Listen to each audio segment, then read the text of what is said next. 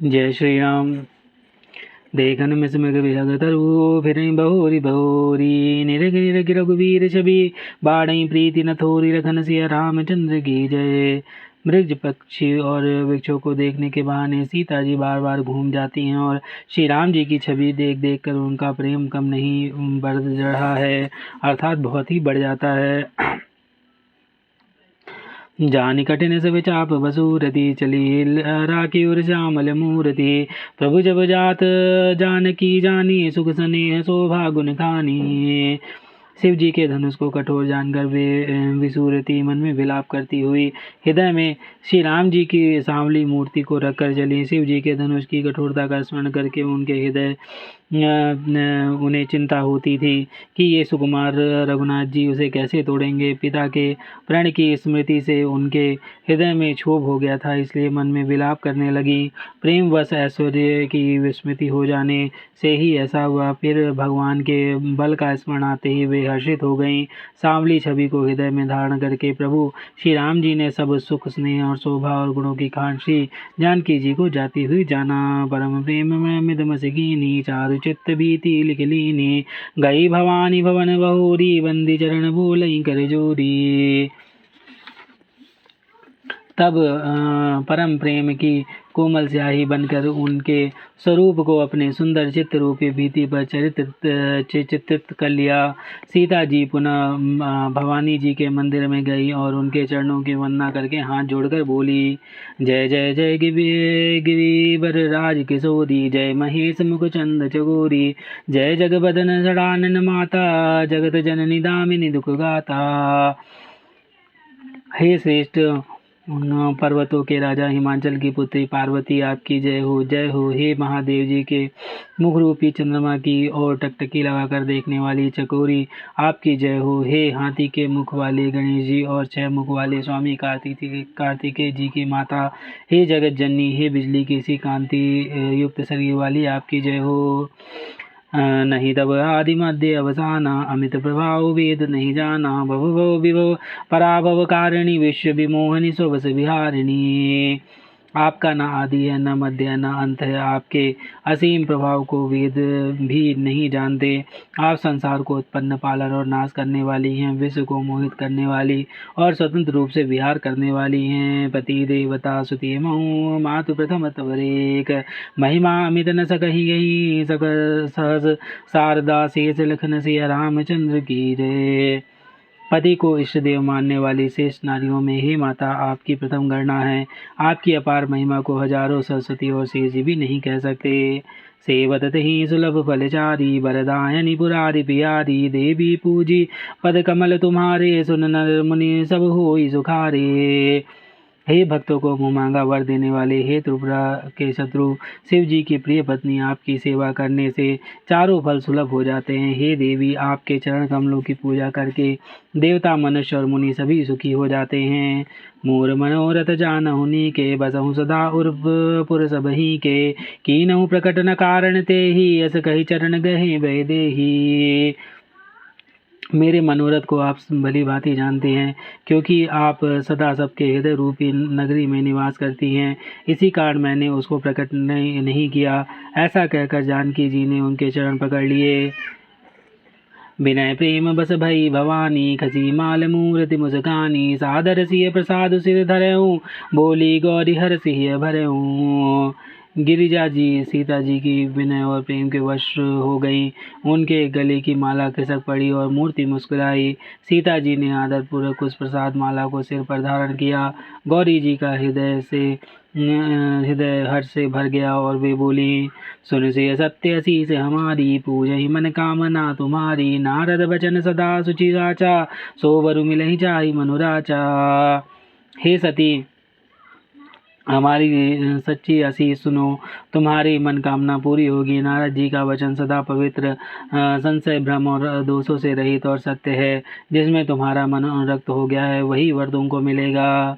मनुजाहि राचहि मिलहि सोबरु सहज सुंदर सावर करुणा निधान सुजानशील स्नेहु जानत रावर एहि भांति गौरी असीस सुन सिय सहित ही हर सियली तुलसी भवानहि पूज पुनि पुनि मुदित मन मंदिर चली। जिसमें तुम्हारा मन अनुरक्त हो गया है वही स्वभाव से ही सुंदर सावला वर श्री रामचंद्र जी तुमको मिलेगा। वह दया का खजाना और सुजान सर्वज्ञ है, तुम्हारे सील और स्नेह को जानता है। इस प्रकार श्री गौरी जी का आशीर्वाद सुनकर जानकी जी समेत सब सखियां हर्षित हुईं। तुलसीदास जी कहते हैं, भवानी जी को बार बार पूजन करके सीता जी प्रसन्न मन से राजमहल को लौट चली। जानी गौरी अनुकूल सिया ही हर्षो नहीं जाई गई। मंजुल मंगल मूल के बामंग फरकन लगे सियावर रामचंद्र की जय। गौरी जी को अनुकूल जानकर सीता जी के हृदय को हर्ष हुआ और वो कहा नहीं जा सकता। सुंदर मंगलों के मूल उनके बाएं अंग फड़कने लगे। हृदय सराहत सिय लुनाई गुरु समीप गवने देव भाई। राम कहा सब कौसुक पाही सरल स्वभाव छुअत चलनाही। हृदय में सीता जी के सौंदर्य की सराहना करते हुए दोनों भाई गुरु जी के पास गए। श्री रामचंद्र जी ने विश्वामित्र जी से सब कुछ कह दिया, क्योंकि उनका सरल स्वभाव है, छल तो उन्हें छूता भी नहीं है।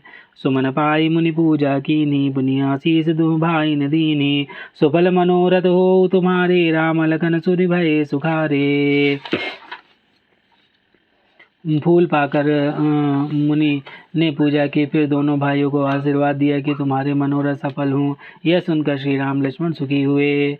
करि भोजन मुनि बर विज्ञानी लगे कहन कछु कथा पुरानी। विगत दिवस गुरु आय सुपाई संध्या करन चले दो भाई। श्रेष्ठ विज्ञानी मुनि विश्वामित्र जी भोजन करके कुछ प्राचीन कथाएं कहने लगे।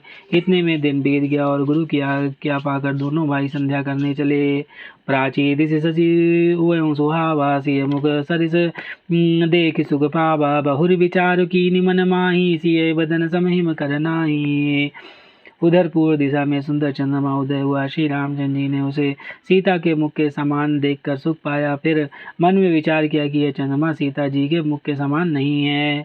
जन्म सिंधु पुनि बंधु पिशु दिन मलिन संग सकलंक। सिय मुख समता पावगिमी चंद्र बापुरो रंक लखन सिय रामचंद्र की जय। खारे समुद्र में तो इसका जन्म, फिर उसकी इसी समुद्र से उत्पन्न होने के कारण विष इसका भाई। दिन में यह मलिन शोभाहीन निस्तेज रहता है और कलंक की काले दाग से युक्त है। बेचारे गरीब चंद्रमा सीता जी के मुख के बराबरी कैसे पा सकता है। घटई बढ़ई बिरहनि दुखदाई कृसई राज राहु निज संगिनी पाई। कोक शोक प्रद पंकज द्रोही अवगुण बहुत चंद्रमा तो ही। फिर यह घटता बढ़ता है और विरहिणी स्त्रियों को दुख देने वाला है। राहु अपनी संधि में पाकर इसे ग्रस लेता है। चकवी के वियोग का शोक देने वाला और कमल का वैरी उसे मुरझा देने वाला है। चंद्रमा तुझमें बहुत से अवगुण हैं जो सीता जी में नहीं है। बेदे ही मुख पट तर दीने हो ही दोष बड़ अनुचित कीने। सिय मुख छवि बिनु विदु ब्याज बखानी गुरु पही चले निशा बड़ी जानी।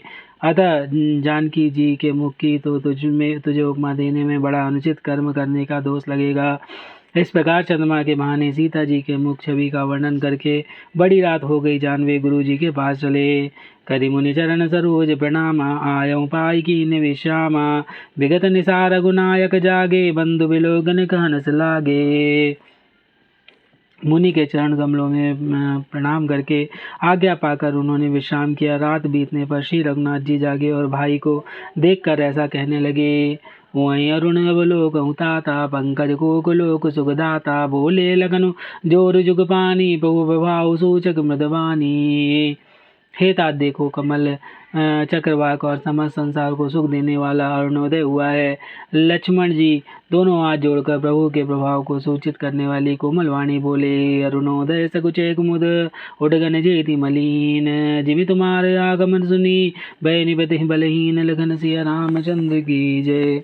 पवन सुत हनुमान की जय। उमापति महादेव कौशल किशोर की जय। बाबा विश्वनाथ की जय। माई अन्नपूर्णा की जय। श्री काकभूषुंडी महाराज की जय। हरे हरे महादेव।